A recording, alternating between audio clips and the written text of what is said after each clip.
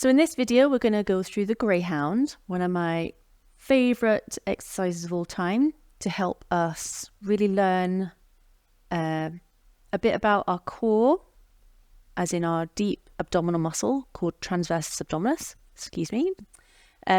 and to help to relax the spine. So this is a low load, which we can progress into higher load, deep core activation exercise. But for those of you like Nanami who have got grumpy backs, tight backs, it's a really nice way to recalibrate those muscles to create new muscular patterns to help relax your back. Yeah, to kind of switch those back muscles off to train the front of the body instead of the back of the body. So what I like to do first of all is just make sure you're completely relaxed. You've got the right head cushions behind your head. You're on the middle of your sacrum roughly. You're just letting your pelvis land. You're not tucking the pelvis. So if you're a bit grippy in your hips, just make sure you're relaxed. Then you're going to just have a little scan of your spine on the mat. See if you can relax it any further, which yes, you can. That's good. And really the lower rib cage too. The breadth of the lower rib cage around here on the mat is very relaxed on the mat. And we're going to aim to really leave that relaxed while we move arms and legs. Okay? So I'd like to go through the arm bit first for complete newbies. So pretend you're a newbie. And so I'll just get you to reach your arms up to the ceiling. Palms face each other. And I should really say why it's called the Greyhound. It's called the Greyhound because if you imagine a Greyhound dog or a skinny dog, how their tummy draws up and in, becomes very narrow towards their spine. That's the shape the transversus abdominis muscle makes when it contracts. Okay, it's just easy to say Greyhound. So that's the shape, and I might even call it a hammock tummy, hammock abdomen. So let's see what happens as you just take your arms to the wall behind you.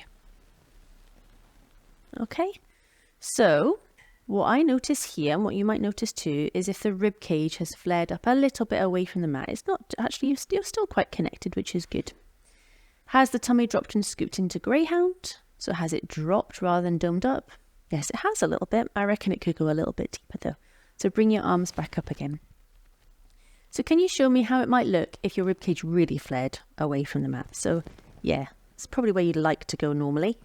Because Nanami's back muscles likes to tense up. And this is all this is, right? It's the back muscles are tensing up. I can fit my hand now underneath her ribcage. There's a big gap there. So if you feel that too, you know that things are just tensing up, and maybe you've got some tight shoulders in the background too, which Nanami doesn't. So bring your arms back to center.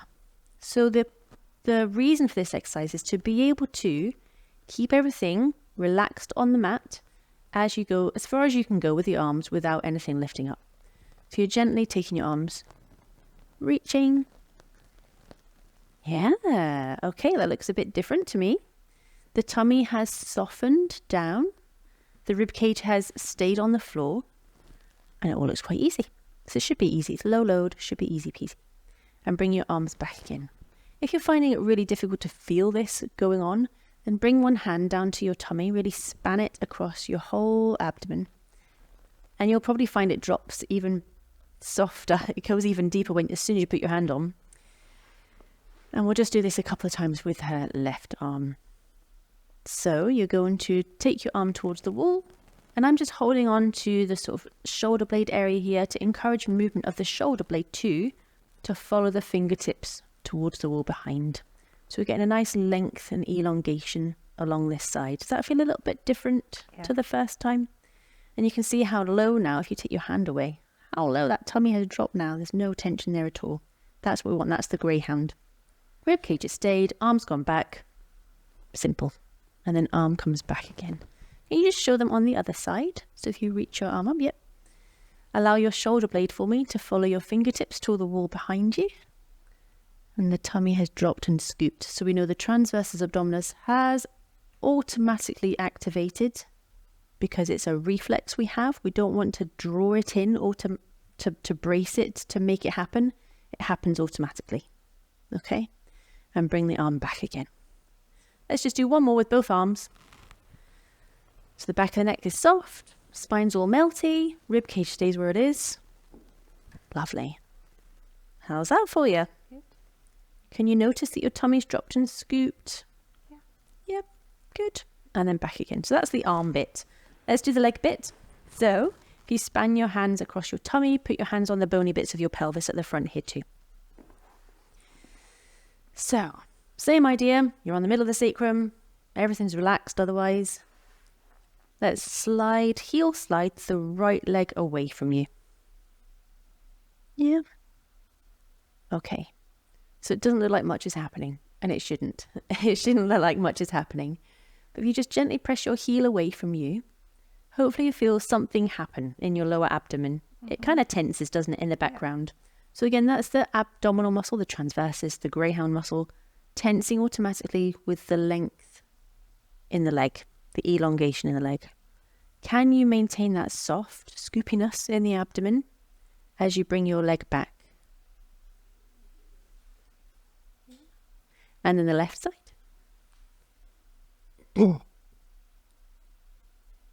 And back again.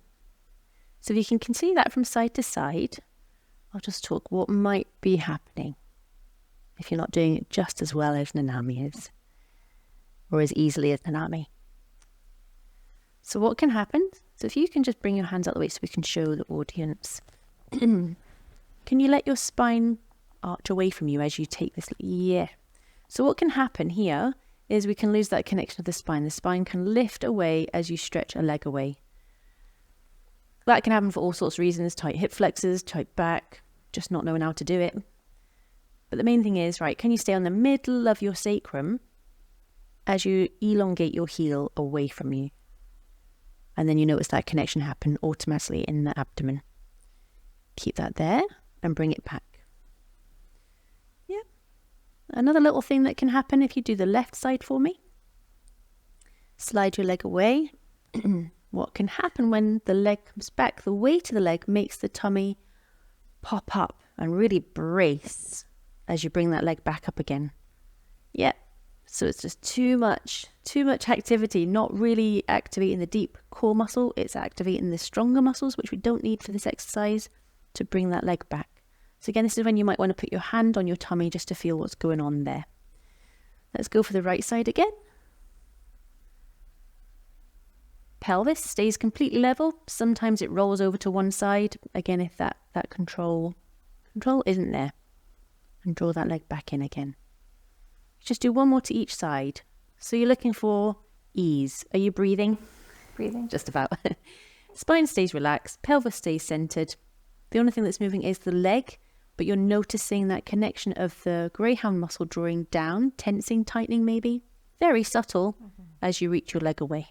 Right? So it's noticing those connections. Let's put them all together. So reach your arms above your chest, I should say, palms facing each other. Take a moment to completely relax, make sure you're breathing.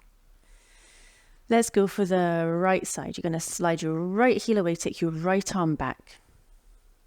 And putting them both together might be a bit tricky. So just pause here for me and think, well, could you relax your tummy any further? The back of your body, could you make it melt into and along the floor a little bit deeper? Can you maintain that lovely Greyhound connection as you bring your arm and leg back? A little bit harder. And then this side, the left side.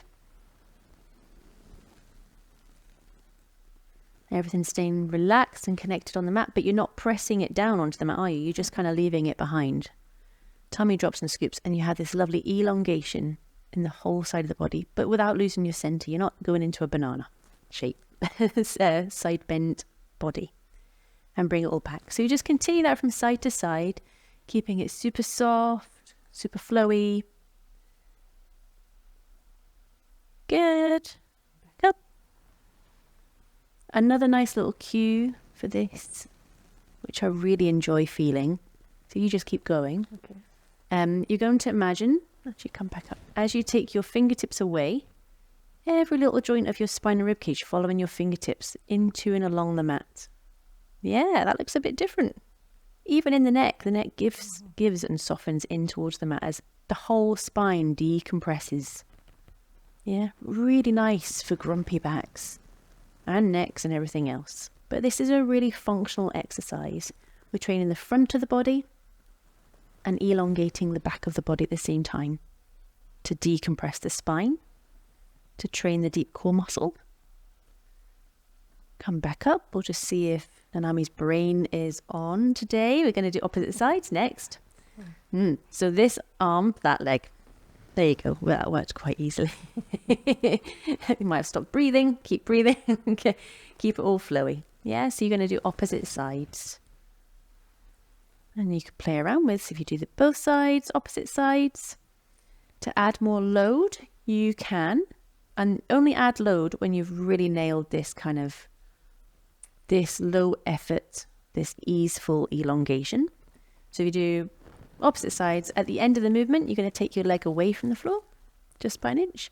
Tummy has to work a little bit harder, but it's still dropping. It's not bracing. Lower the leg, bring it all back into center again. We'll just do that on the other side. Lovely.